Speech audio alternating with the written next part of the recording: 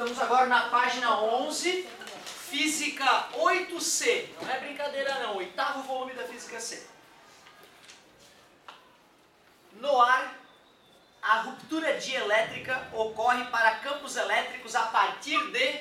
Ó, meu querido, se o campo elétrico no ar for maior que 3 vezes 10 na 6 volts por metro, o ar passa a conduzir corrente elétrica. Raiozinhos. Certo? E não precisa muito para isso, né? Aquelas raquetezinhas que estão na moda agora de matar mosquitinhos. Certo? Na feira de ciência, aí, se vocês vierem conferir, vai ter uma bobinazinha de Tesla, solta uns raiozinhos. Né? Então, tu vê, não é difícil obter essa situação. Suponha que ocorra uma descarga elétrica entre a fita e o rolo para uma diferença de potencial de 9 kV. Pois é, senão o cara não ia entender jamais. 9 kV, 9.000 volts, 9 vezes 10 na 3 volts. Nesta situação, pode-se afirmar que a distância máxima entre a fita e o rolo vale. Eu confesso a vocês que daria para a gente fazer o cálculo, mesmo sem saber do que se trata, porque a gente tem que dizer, né, que num lugar vai ter uma DDP, uma voltar, uma tensão, e no outro.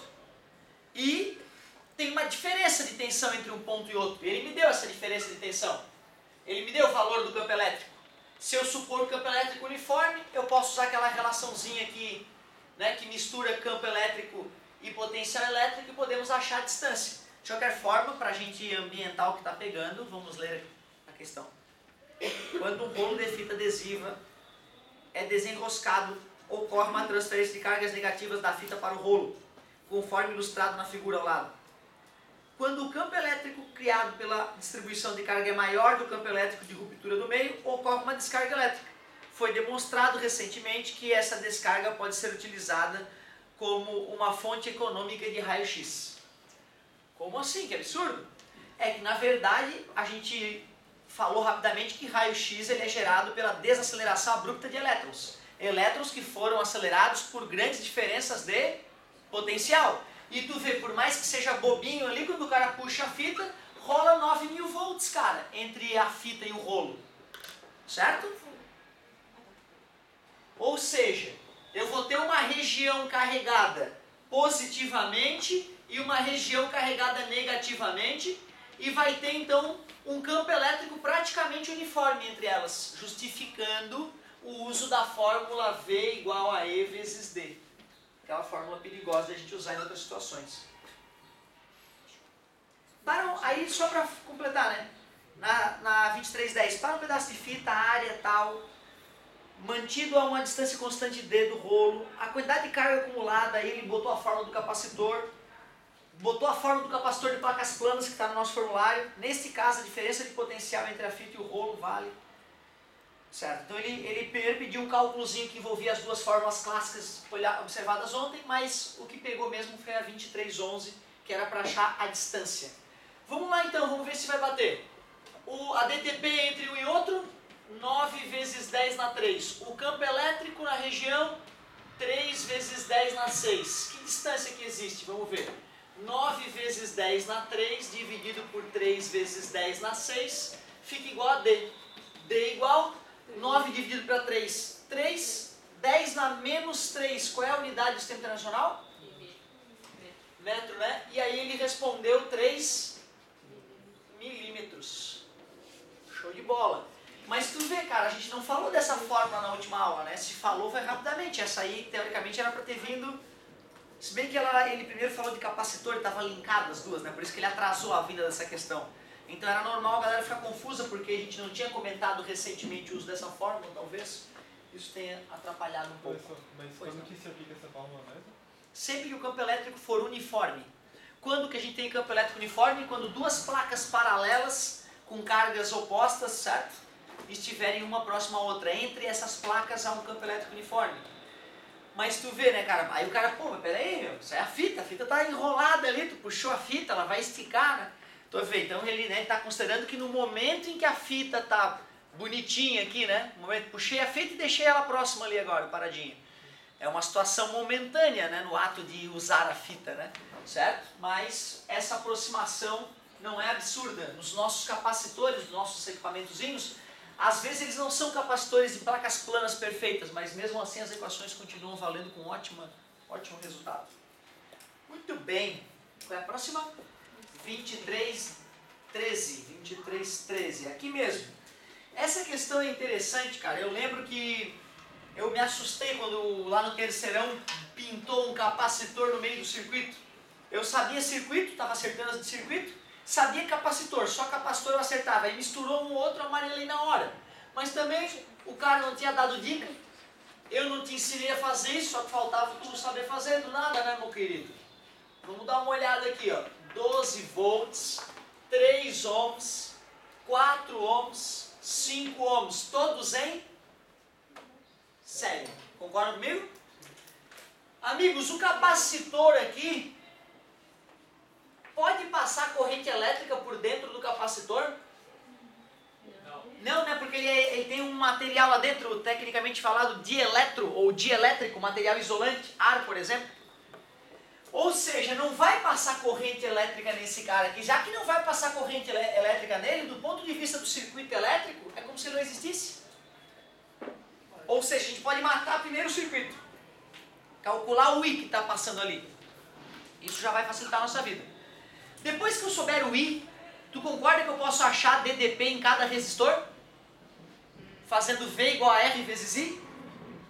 Se eu calcular DDP no resistor de 4 ohms, ele não está em paralelo com o capacitor? E coisas em paralelo têm a mesma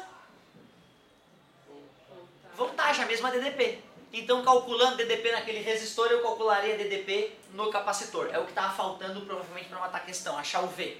Concorda comigo? Então, tu vê, na verdade, eu olhei essa questão e pedi, eu escolhi essa página em função dessa questão mesmo. É importante ver o seguinte, não era difícil, mas é bom o cara errar mesmo, o cara ficar lá olhando para ela, meu Deus, o que eu vou fazer? Para depois ver, caramba, é fácil mesmo, hein? V igual a R vezes I. Qual é a resistência total, já que está tudo em série? Quanto é que é a resistência total do circuito, já que está tudo em série? Isso aqui é como se não existisse, lembra? Deu 12. Então, qual é a corrente? 1 ampere. Quanto é que passa nesse? Nesse?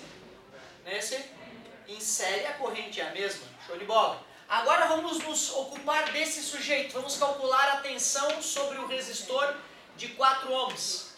É 4 vezes 1. Logo, sobre o resistor de 4 ohms tem uma DDP de 4 volts. Qual é a DDP sobre o capacitor? 4 volts. Ele pergunta lá, a carga do capacitor é definição de capacitância. C é igual a Q sobre V. O capacitor valia quanto? 2 o quê? Micro. O que é micro? 10 na menos 6. Obrigado. 2 vezes 10 na menos 6. A carga ele pediu. E qual é a DDP? O 4. Era isso que era, né, tinha que calcular com a matéria anterior de circuitos elétricos, né? Aí está dividindo, passa multiplicando, 8. 8 vezes 10 na menos 6 coulomb, ou então 8 microcoulomb. 8 microcoulomb, que é a letra A. Beleza. Essa questão aí eu estava esperando essa pergunta mesmo. Então agora tu já sabe, hein? Botou um capacitor no meio do circuitinho elétrico, ele é como se não estivesse ali, tu só vai usar o circuito elétrico para calcular a DDP que está sendo aplicada nele.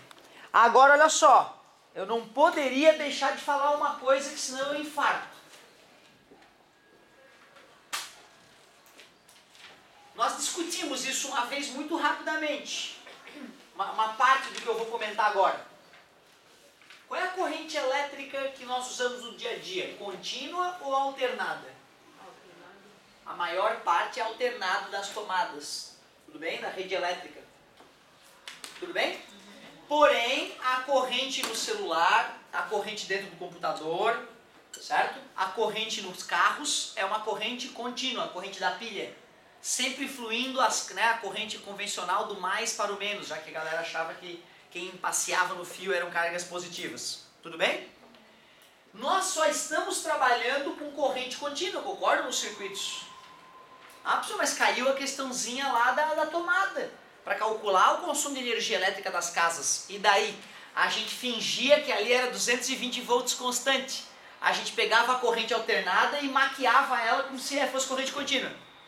Aí quando a gente calcula a corrente elétrica no chuveiro, dava lá 10 amperes. Mas não é que é 10 amperes toda hora, na verdade aquela corrente fica oscilando, inclusive saculejando para um lado e para o outro dentro do fio, que equivaleria a uma corrente contínua de 10 amperes. Por que está falando isso, pessoal? Por quê? Pelo seguinte, meu querido, se eu faço isso aqui, ó, capacitor, lâmpada, que é um resistor, né, galera? Lâmpada, meu Deus, é uma lâmpada. E a corrente é contínua, mais e menos, não acende a lâmpada, não acontece nada. Para não mentir, na hora que eu ligar, vai dar uma piscadinha de nada na lâmpada, na hora que o capacitor carregar. Ele carrega, já para de passar corrente elétrica.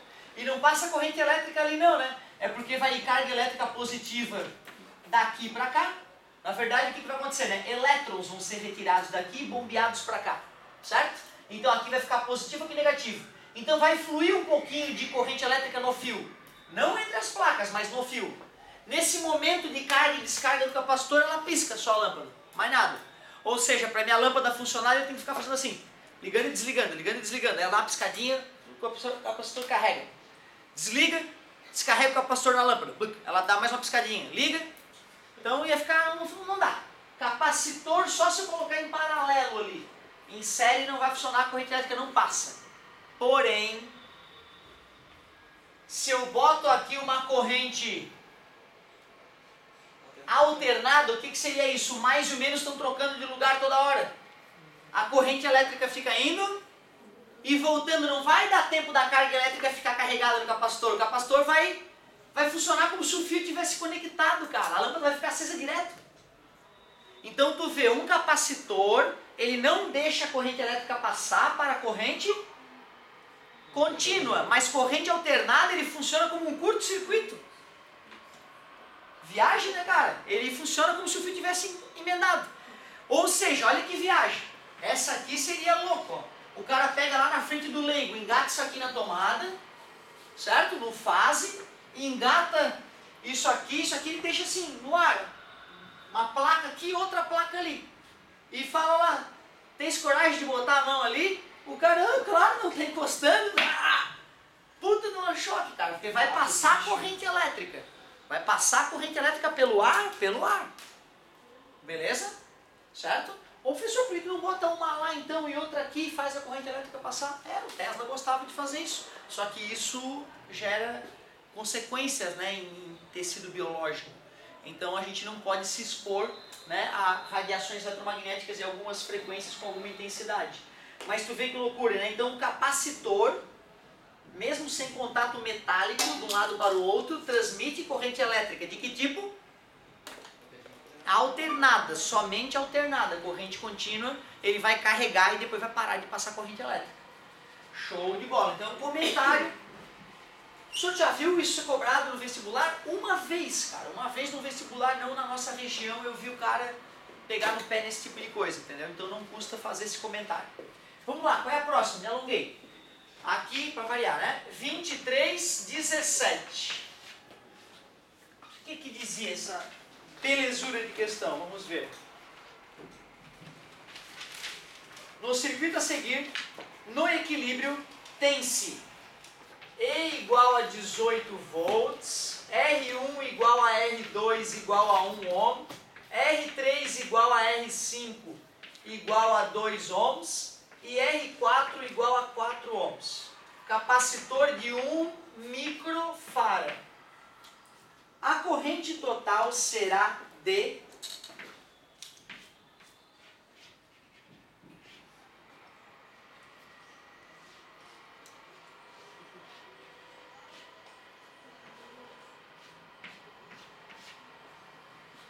O que acontece com aquele capacitor, galerinha?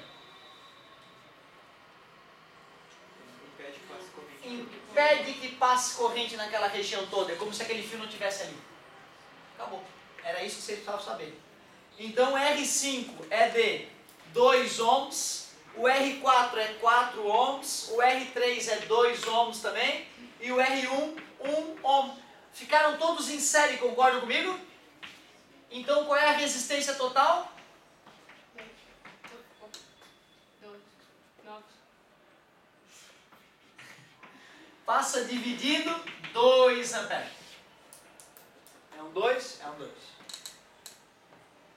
Letra B, da raiva, né? Parecia que, meu Deus, capacitor com resistor ferrou, agora você vai misturar uma conta com a outra? E não, era tranquilinho, era só lembrar que o capacitor ele tem isolante ali. Show de bola. Letra B. Vamos que vamos. 2318, na página 13.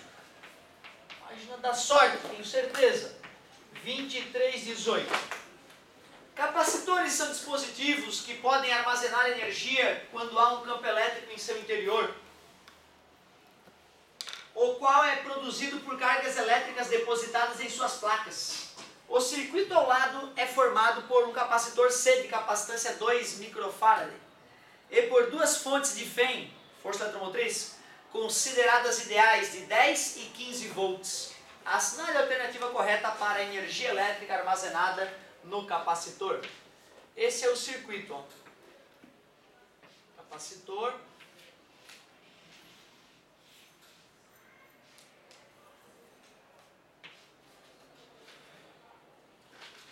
E1, E2 e o capacitor. Ele quer saber a energia armazenada no capacitor. Ele falou a DDP dessas fontes 10 volts e 15 volts. Falou o valor do capacitor 2 microfarad, quer saber a energia. Cuidado, hein, galera, energia não é a mesma coisa que carga, hein? Para calcular a energia, a gente pega o gráfico da carga versus DDP e calcula a área. Então vai ficar Q vezes V sobre 2. O V eu vou achar a partir das DDPs ali. Falta achar a carga, então, que eu vou usar a definição de capacitância. Porém, eu já posso jogar a definição de capacitância aqui, já que capacitância é Q sobre V, eu posso isolar o Q, né? Concorda comigo? E substituindo ali, a energia fica C vezes V ao quadrado sobre 2. Porém, a gente tem que ter um certo cuidado. Qual é a DDP entre as placas dos capacitores?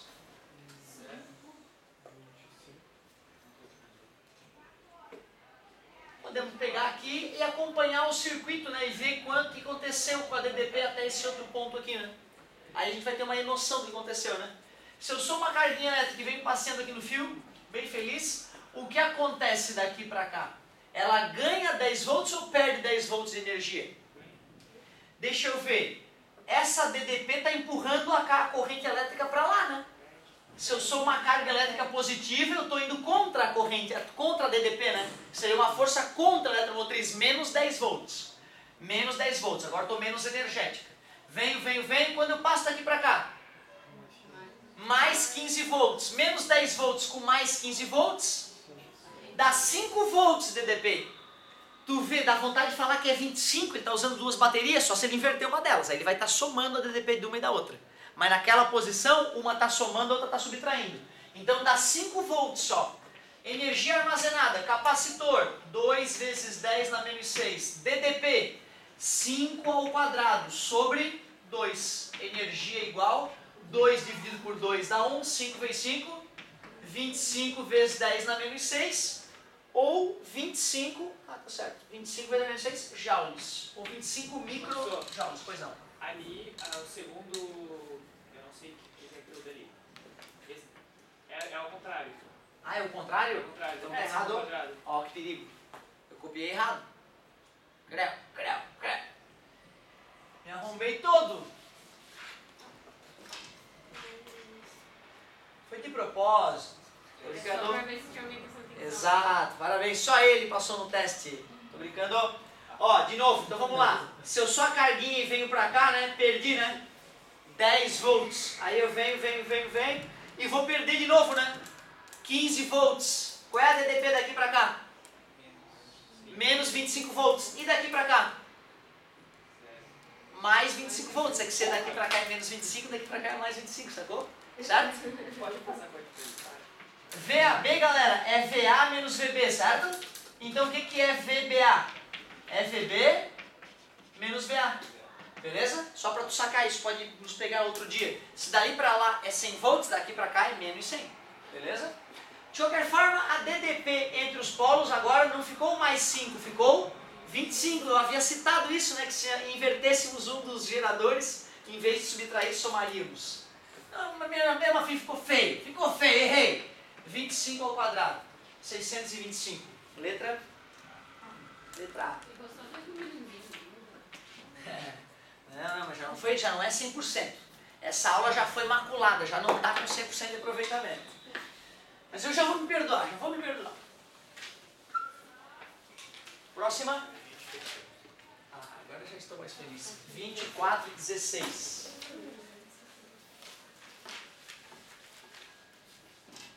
24 e 16. Estamos com quórum baixo. É a chuva, meu Deus. É a prova de história. Tem prova hoje?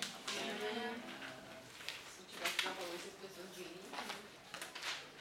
Sacanagem. Muito bem. 24 e 16 então, continuando com o nosso querido capacitor. Há 4 maneiras possíveis de se ligar em 3 capacitores iguais. Qual dos itens a seguir apresenta todos os valores corretos? Jezebel! Muito legal essa questãozinha. Primeiro ele ligou os 3 capacitores iguais em paralelo. Depois se insere, lógico. Depois 2 em paralelo insere com o outro. E finalmente 2 insere em paralelo com o outro. Não é só fazer o que a gente fazia com as paradas lá? Isso, parecido com o que a gente fazia com os resistores, né? Exceto pelo fato de as regrinhas terem mudado, né? A regrinha para somar mudou. Depois a gente pode deduzir, né, cara, que dos resistores eu lembro que em algum momento eu acho que eu fiz a deduçãozinha da associação em série em paralelo. E se não fiz, dá para fazer também. E de capacitor também é legal fazer dedução para provar. Por que inverteu, Cacilda? Por que um é de um jeito e do outro, né? Dá uma vontade às vezes de saber essas coisas. Figura 1, 2, 3 e 4 estão lá prontinhas. E ele vai lá e fala o seguinte, ó. Todos os valores... ele quer a capacitância equivalente, né? Eu estava preocupado porque uma vez eu fiz uma questão dessa que pedia aonde que armazena mais energia. E deu um trabalho para chegar na resposta final. Aqui não, aqui ele só quer capacitância equivalente. Na figura 1, em paralelo, antes é que era chato, né? Agora é gostosinho, porque é só somar. A figura 1 vai ficar 3C. A figura 2 agora ficou chatinho, né? Mas não, quando é igual é gostosinho ainda, porque é só dividir pelo número de capacitores agora. Como são 3 capacitores, C dividido por 3. A gente poderia ter feito 1 sobre C mais 1 sobre C mais 1 sobre C, que daria 3 sobre C. E invertendo, C sobre 3. Show de bola. Figura 3. Essa com essa aqui dá C sobre 2. Mais C. Não, quase. Quase, que perigo. Que perigo. Não, me arrombei todo. Eu ia fazer como se fosse resistores, né? Era só mais um teste. Era só mais um teste de atenção. Parabéns, essa turma está muito atenta. C mais C, 2C. Agora nós ficamos com essa situação aqui, ó. E esse sujeito valendo 2C, enquanto esse é C. Na humildade, depois das cacarras que eu fiz, eu faria aqui no cantinho, ó. 1 sobre C1, mais 1 sobre C2, 1 sobre o capacitor equivalente é igual. Quanto vale o C1? Vale C. Quanto vale o C2? 2C. O MMC entre C e 2C é 2C. Divide pelo de baixo, multiplica pelo de cima. 1 sobre o capacitor equivalente é igual a 3 sobre 2C. Invertendo, o capacitor equivalente é 2C sobre 3. Tem macete, não tem? Tu pega o maior, pega o menor e coloca vários maiores no lugar, não é isso? Poderia colocar 2 de 2C aqui no lugar, né? Aí ficariam 3 de 2C. 2C sobre 3. Certo? O mesmo macete que nós aplicávamos para resistores em paralelo. Cuidado, hein, cara. Só vai aplicar o macete se tu estiver seguro, se tu já brincou com o macete e ficou feliz. Senão, não. Vai fazer a continha normal mesmo.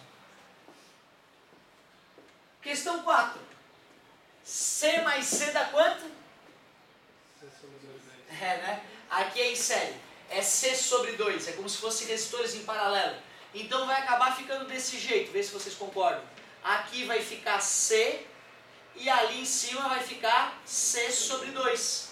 E eles estão em paralelo. E quando é em paralelo é só somar, não é isso?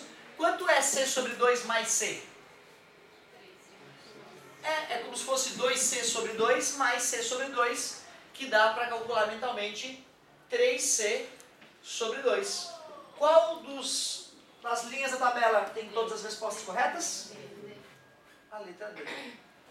Pô, cara, a questãozinha é bem legal, cara. Ela dá uma geral na associação de capacitores, né? Faz a 24/13. Ah, brincadeira. 24/13? Sim. 24/13. Beleza. Ah, essa aqui. Interessante.